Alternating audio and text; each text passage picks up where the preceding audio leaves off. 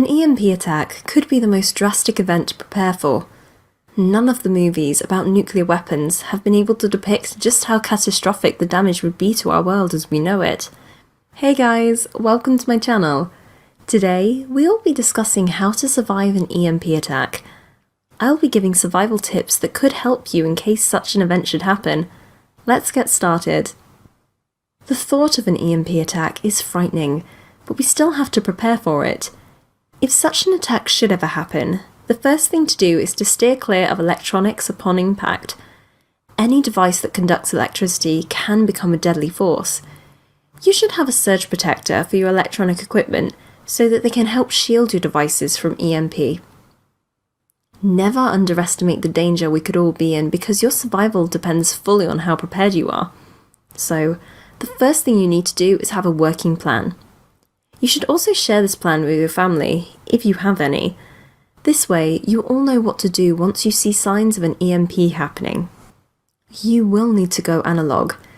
Your wristwatch, clock, communication devices, and electronics will need to be analog. An EMP attack will shut down all electronics, and you may be kept in the dark with no information if you don't have a hand-crank solar-powered weather-band analog radio. However, you should know most of these devices may not work in high-frequency EMP attacks. Have backup electricity. The country's electric grid will be shut down during an EMP attack, so it's important that you make your own electricity. Go solar, use wind turbines, buy a generator, or get a mini hydroelectric system. Paper money has a very limited shelf life, and in crises, spending your cash is the best option. Instead of hoarding cash after the attack, buy more food and supplies. Your survival then is more important than saving cash for an unforeseen future. Stock up on items that have a long shelf life. You should also have your bug-out bag stocked up with essential items that you can survive on. Have a bug-out bag packed ahead of time. If the power grid will be shut down, this means your credit and debit cards won't work. Everyone may need to adopt the ancient art of bartering, as this will be the only option. Only trade items that are needed for your survival. You will need to get self-defense equipment like a shotgun. Also, use other self-defense methods to stay safe. When it comes to self-defense during an EMP attack, no corners should be cut.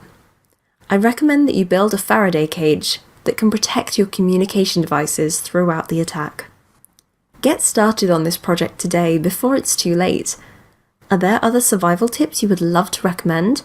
Please drop your suggestion or questions in the comments. Thank you for watching. Don't forget to like this video and subscribe to my channel. See you next time. No one wants to witness an EMP attack that may disrupt their lives for good, but we have to prepare for this attack. We need to put things together before such an event happens so that we are not caught unaware.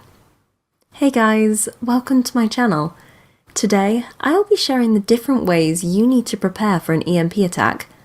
Are you ready? Here we go.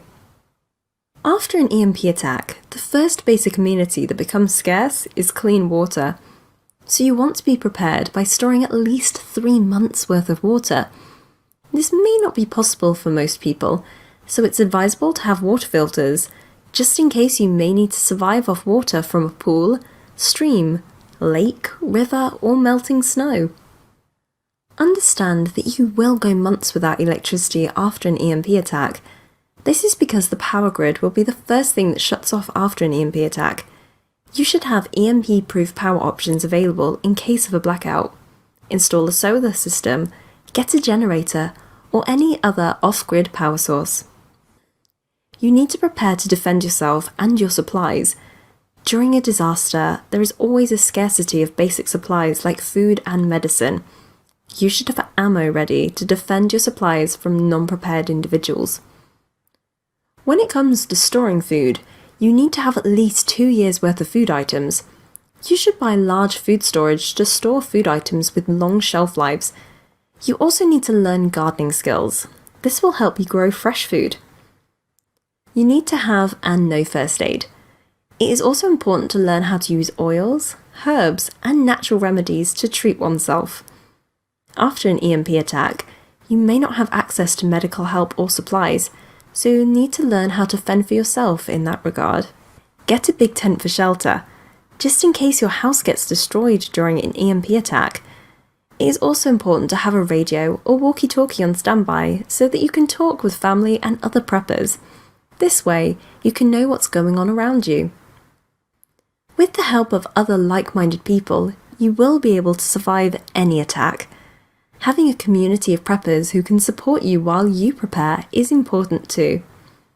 Now, let's talk about transportation.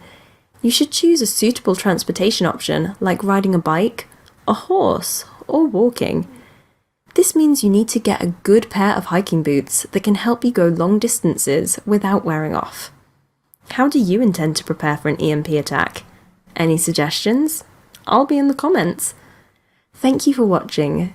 Don't forget to like this video and subscribe to my channel. See you next time. If a high altitude electromagnetic pulse, EMP, ever happens, the EMP generated could be so massive that it destroys electronics and permanently shuts down the power grid across the country. So, how do you protect your electronics or gadgets during a time like this? Hey guys, welcome to my channel. Today, we will be discussing the best EMP bags that provide the highest level of shielding from the damaging effects of an EMP. Ready? Here we go. An effective EMP bag should protect your gadgets or electronics against EMP attacks. Most of these bags are built using up-to-date metallizing technology, and they are tested to meet military standards. Yet still, not all EMP bags are high quality, and this is because the EMP bags vary quite widely among manufacturers. So, which EMP bag should you buy? The first thing to consider is the frequency range it can shield. An effective EMP bag should cover as low as 10 MHz and shield as high as 18 GHz. It should be able to withstand level 1 and level 2 EMP situations. You should also check if the EMP bag can cover 5G cellular ranges and frequency ranges for RFID, GPS bands, and Wi-Fi bands. If its protection level isn't strong enough, you can increase it by nesting one EMP bag inside multiple EMP bags. When searching for an EMP bag to buy, you may find some bags on Amazon which are not effective enough to protect your gadgets. Several reviews from buyers on the platform show that most of these bags are made from only a thin layer of mylar or leather or fabric. Most of the bags marketed on Amazon are just evidence collection bags that may only provide electrostatic protection. While these bags' materials can provide high EM attenuation levels, the bag's closing is often the main leakage point. You can survive EMP attack, and your gadgets and electronics like radio communications can survive it too, if you get quality EMP bags. With so many lesser quality EMP bags in the market, you may need to be on the lookout for an EMP bag with at least 40 decibels. Anything below isn't effective. The following brands are reputable brands where you can get your EMP bags.